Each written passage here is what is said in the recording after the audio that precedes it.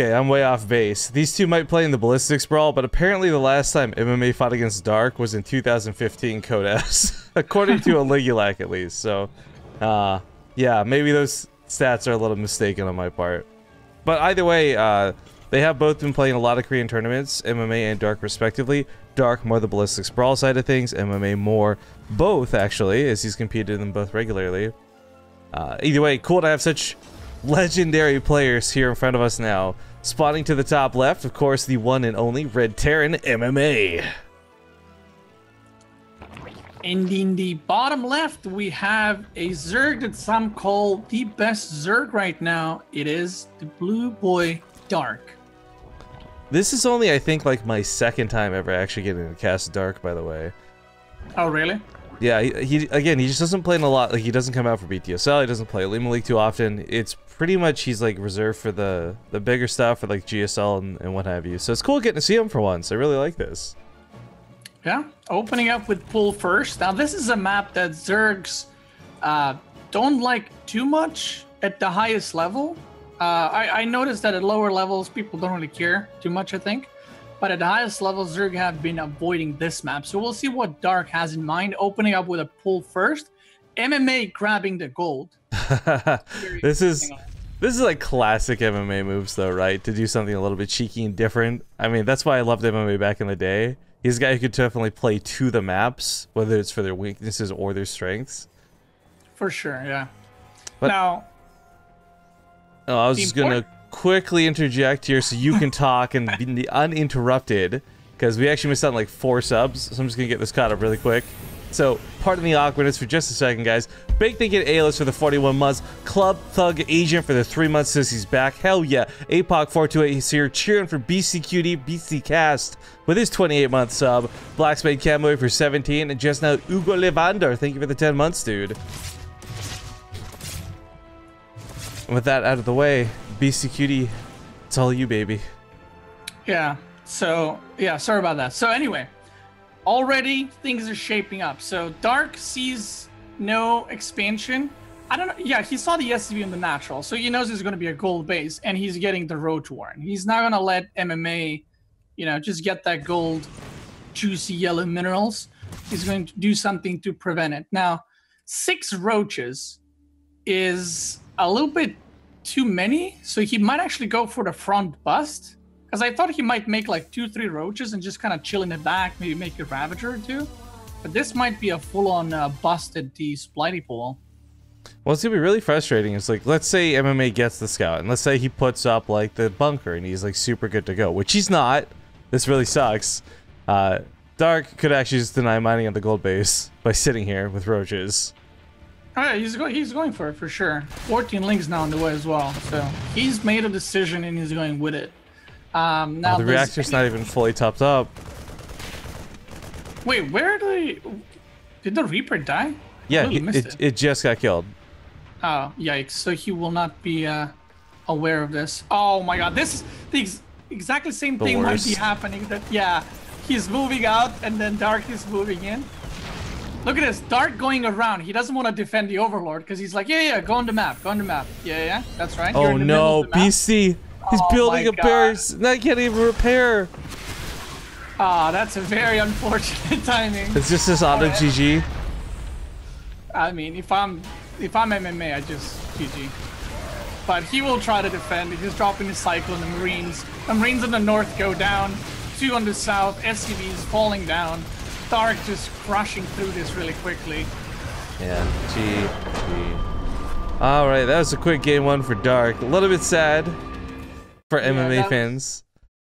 Yeah, 4 minutes 32 seconds. Very, very unfortunate, but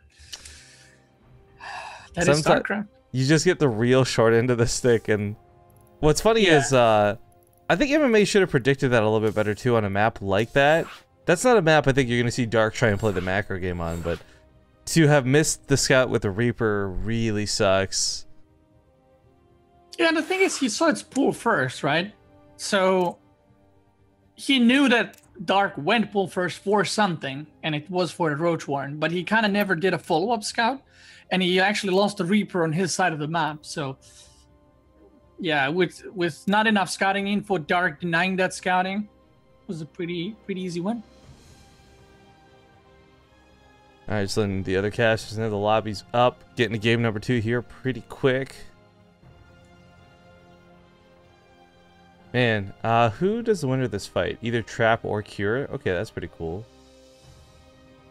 For anyone who might be a first-time viewer or you haven't watched for a while, by the way, the Olimoleague does have us cast both semifinals and the grand finals, so at least 3 best-of-3s and a best-of-5 guaranteed for the cast today, guys. But let's hop into 16-bit for map 2. See you guys in game.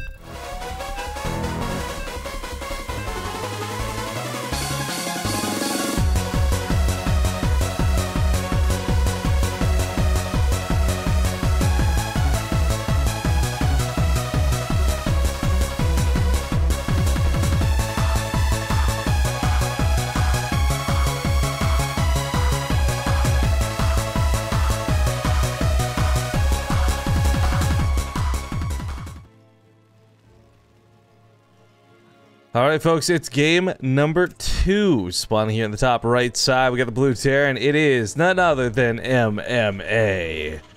And you can't spell MMA without Marines. And in the bottom left, we have the red shirt that's about to get proxied. It is Dark. So MMA, looking at that game, he's like, you cheese me, okay? Let me show you what I used to do back in my day. Let me show you how it was done back then when you didn't even play the game. And we'll see if Dark manages to defend. I love that there is like this fuck me, fuck you type response. But yeah, this is kind of cool. I like the fact that he does it behind the gas. It's going to make that little bit extra how difficult to scout. But of course, Overlords can see over it. And the second one should be lined up to see these barracks going down.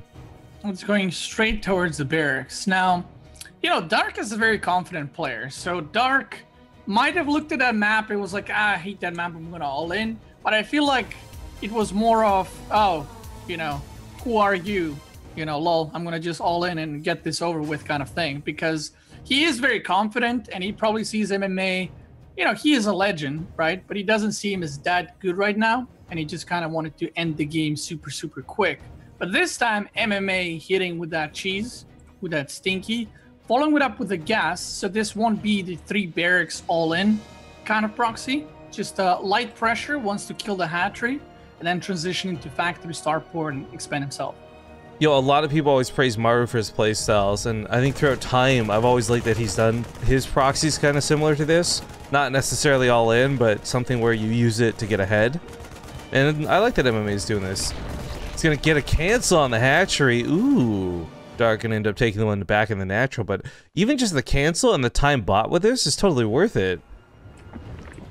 Yeah, I'm actually curious what MMA does from here. Like, if this was a, you know, different map, this is amazing, right? You cancel the hatch. But Dark just takes the in base. So even though it was good, is it enough? So we see MMA actually still pushing. So I guess he doesn't think this is, you know, enough to go home and be happy with. He might try to set up a bunker. That bunker might be in range of the spawning pool, actually. And I think it is. Spawn car is going to finish up shortly, too. I think he should be able to handle this. It's only 3 Marines. Yeah, he actually lifted the barracks, so I think he just wants Dark to make units. Kind of like, you know, don't skip out on anything, even though you could have taken the in-base one. So yeah, just forcing him. Look at it. Oh, so many links coming through. And MMA already ahead on SCVs. I love the bluff of pulling the 2 Marines out, too, just to get a couple units home. I actually really like that a lot. Salvage it! Oh, so close. So close. And that lonely Marine goes for the scout. What a MVP right here. Wow. Well, these two are probably not gonna get home, but they'll buy a little bit of time. Yeah, meanwhile, the Overlord sees everything. That's one downside for Terran, I guess, is when you do these proxies, the Overlord can just go in your base and check out what you're doing. Oh, he needs to shut that depot. Uh-oh, not like this. Okay, there we go. I'll have to pull like 6 SCVs if he really wants to lock this down. Reaction's a little bit low. He didn't right-click it in time, though. He's got to repair it. Oh. Oh. I was worried there. Oh, the bottom left depot, though, not repairing it, and only 1 SCV. You need 2 SCVs minimum. Uh-oh. Oh, but Dark actually pulls back. Okay. Well. It's a little bit dicey, but he also, like, I guess the Hellions were coming soon-ish. He knew that. Second round too long would just be too costly. He wasn't going to break that wall. He knew it too. True. If that had been more careless out of MMA, though, that could have been really bad. See, like, the thing is, proxy barracks on other maps, I like it. But this game, I haven't actually seen too many proxies on this specific map, and it just makes you wonder, is it really worth it? I mean, if you look at the game, it's 3 base against 2, right? That's true. Dark can just drone up freely. He's ahead on drones already. But, so this is where I think some of it's worth it, right? Because you gotta consider, Dark had canceled his first hatchery when it was close to done. No, he didn't lose it and took this base, but that's a lot of missed larva. Because I think Dark would otherwise have a little bit more supply to work with right now and be way ahead in drones. Yeah, I guess the drone count is, well, it's equal now. But Dark should be droning up like a madman for a little bit longer. Yeah, and that's what he's doing at the moment. 8 drones just popping out as we speak. Lair finishing up shortly too. I mean, I kind of, again, like the fact that he didn't dedicate with the barracks is why I personally am a fan. I like seeing that sort of pressure that can throw someone off of their own game. But, I don't know, MMA didn't get that much damage done with it, ultimately. Yeah, the Hellions coming in, gets surrounded instantly. Not gonna be able to do much, but, you know, he makes Dark, well, more 4 Banes, be aware of the drop, a little bit scared. But yeah, he's just droning up like a madman, already up to 52, 10 more on the way. Oh, but he's still droning, and MMA is actually rallying Marines that are about to have stim. Dark's gonna have like 3 or 4 Banelings for defense. That's not gonna be enough, not right now at least. Yeah, no units. Bane speed started. He actually doesn't have upgrades either. It's just now Evo chambers are starting. He just needs to mass produce units from here on out. We're actually seeing MMA no 3rd. He's making tank and another barracks as well. Very interesting build. 3rd on the way, 2 medevacs. So this is gonna be like a nice little timing, I guess. Maybe throws off Dark a little bit, like you said, with that proxy. So Dark might not be completely prepared for this. And with 3 medevacs, he can actually doom drop in the back of the main base, like the natural. Poor Viking almost got out of there with 1 health. And there's the doom drop, loaded up, heading on out. Got 4 Hellions to the top side too, so maybe you run by into the natural base while this goes on. Big thank you to Anonymous, by the way, for the $6.90. 69. But there's those triple drops. What do you think, natural or straight to the main? Dark doesn't know. No, natural, just see drop tank straight away. Easy. Nice little choke right there. Yummy. And now the Hellions are waiting to see the units, and then they're going to be running in as well. That Baneling doesn't get focus fired, so it does take out a good chunk of the Marines, but not enough. Ooh, a little bit scary, a little bit spicy. This medevac's getting quite low. The Hellions never did go in, but this still did quite a bit of damage. Not killing a lot of drones, but killing a lot of the army supply of Dark. Yeah, delaying the mining as well. The Hellions never went in though. Yeah, that's a missed opportunity. Yeah, I'm not sure if he... Yeah, he definitely forgot. He's moving them now. So that was a little bit unfortunate because there was nothing in the natural. No queens, no units. And we actually see Spire. Not something you see very often these days.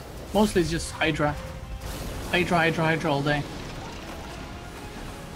Well, defensive setup for MMA is not a problem, but I don't think you want to play too defensive and let Dark just, like, expand like crazy on the map. Dark kind of, like, it's weird to compare him to somebody below him, but Dark likes Snoot very much in the way that you give him a little bit of macro and he's going to go a mile. Yeah, I mean, creep strat is slowly but surely getting out of hand. Mutas, I mean, it's very hard to drop after there's like, you know, 20 mutas. If there's 10, you can still drop, you can still fight the mutas and so on.